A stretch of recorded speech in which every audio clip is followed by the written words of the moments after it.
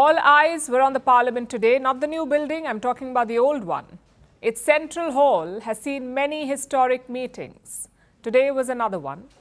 NDA lawmakers gathered for their first huddle. It's called a parliamentary meeting. More than 300 leaders filed into the hall. Then came Prime Minister Modi. He made a special gesture after reaching the Parliament. He bowed to the Constitution of India. Take a look at this.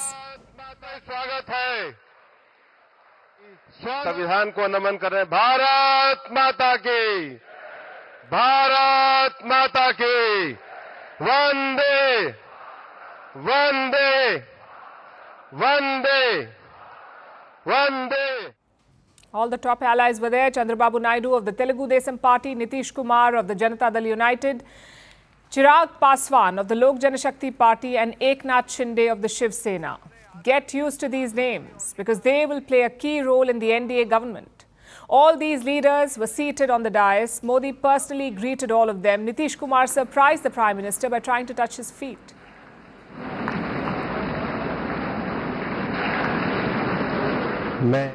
मैं NDA के हमारे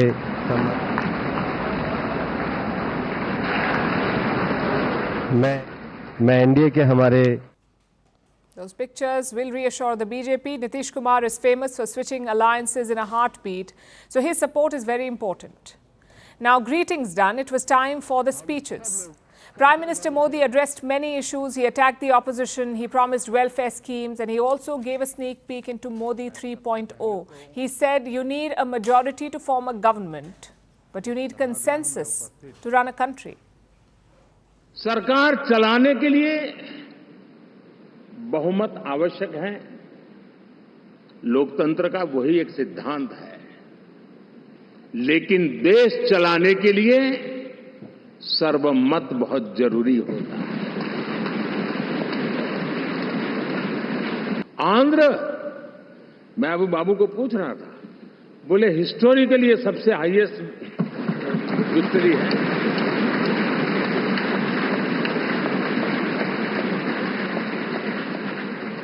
और ये जो यहां दिखता है ना पवन, ये पवन नहीं, ये आंधी है।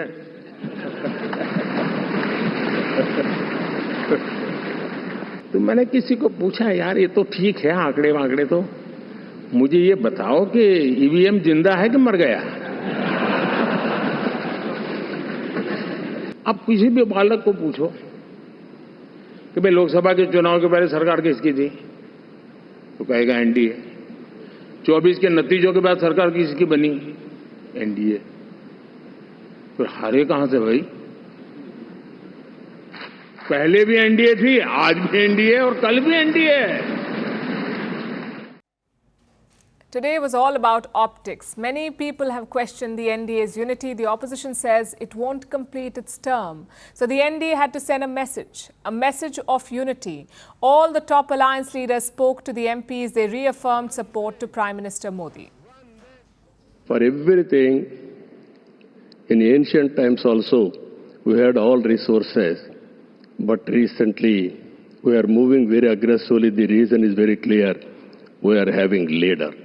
That leader is Narendra Modi. अब मेरा आग्रह यही है कि जल्दी से जल्दी आपका काम शुरू हो जाए, शपथ ग्रहण हो जाए। अब आप इतवार को करने वाले हैं, तो हम तो चाहते थे कि आजो हो जाता तो अच्छा था, लेकिन आपकी जब इच्छा है तो जब भी हो, जितना तेजी से काम हो जाए तो बहुत अच्छा है। Afterwards, Modi met senior BJP leaders like Murli Manohar Joshi and LK Advani. Then he went to the Rashtrapati Bhavan. Around 15 NDA leaders were present there. They handed over the letter of support to President Murmu.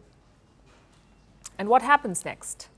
The swearing in. It is slated for 7:15 p.m. on Sunday, 7:15 p.m. local time. Leaders from neighboring countries will be attending. Some 3,000 delegates are expected in total. And it's not just Modi. A full-strength team is expected to take oath along with him this Sunday, which makes one thing quite clear. The cabinet allocation has been done. So who gets what? We don't have the exact details yet, but here's what reports say. The TDP and JDU want 3 cabinet positions each. Eknath Shinde Shiv Sena also wants one. They have preferences too. Nitish Kumar is apparently looking at 4 ministries: agriculture, rural development, Jal Shakti and railways. It makes sense, I guess. Bihar is an agrarian state. Almost 80% of their population works in the agro sector. So Nitish Kumar wants portfolios linked to that. But who will he nominate for these ministries? A few names are doing the rounds. Lallan Singh, a former JDU president, Rampreet Mandal, a leader of the EBC group, that's economically backward class, EBC, and Sunil Kumar, who's another community leader. Just one problem though, there is competition. Another NDA ally is also eyeing the agriculture ministry, and that is HD Kumaraswamy's JDS, the Janata Dal Secular.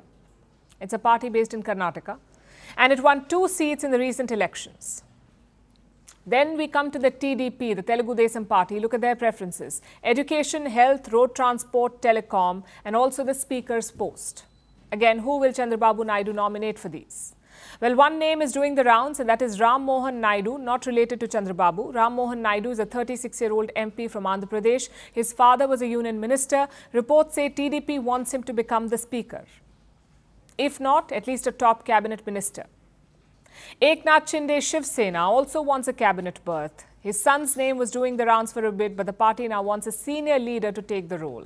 So that's what each ally wants. Which brings us to the BJP. They too have some red lines. First of all, the big 4: defense, finance, home and external affairs. The BJP is not willing to let go of these ministries. Same with railways and the speaker's post. Again, it makes sense because railways was a key focus area for the previous NDA government.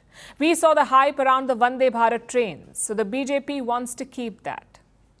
The speaker's post is also a no-brainer. The speaker presides over the Lok Sabha. They decide on very important matters like suspending or adjourning proceedings, ruling on disqualification of lawmakers, and also settling defection cases. The TDP is keen to get this post, but the BJP will try to retain it. As for the rest of the team, no one knows for sure. The Prime Minister is keeping his cards close to his chest. He said that he will hand over the list of ministers to the President before the swearing in. मोटे तौर पर मैंने राष्ट्रपति जी को कहा है कि हमें 9 तारीख शाम को सुविधा रहेगी। अब बाकी डिटेल तो राष्ट्रपति भवन वर्कआउट करेगा और हम तब तक मंत्रिपरिषद की सूची राष्ट्रपति जी को सुपुर्द करेंगे। उसके बाद शपथ समारोह होगा। Modi did the same in 2019 as well. A lot of people were shocked to see S. Jaishankar on the stage during the swearing-in ceremony. They had no idea about his appointment. So I guess the only option is to wait now. Maybe Sunday's inauguration will spring some surprises. First Post reports from the world's second largest continent. Hello, I'm Alison Lagrange. A very warm welcome from Durban, South Africa. We get you the news and the newsmakers from Africa. From elections to climate change to innovations and opportunities. As the world's attention shifts, we report from Africa, the heart of the global south. Join me every weekday live on First Post.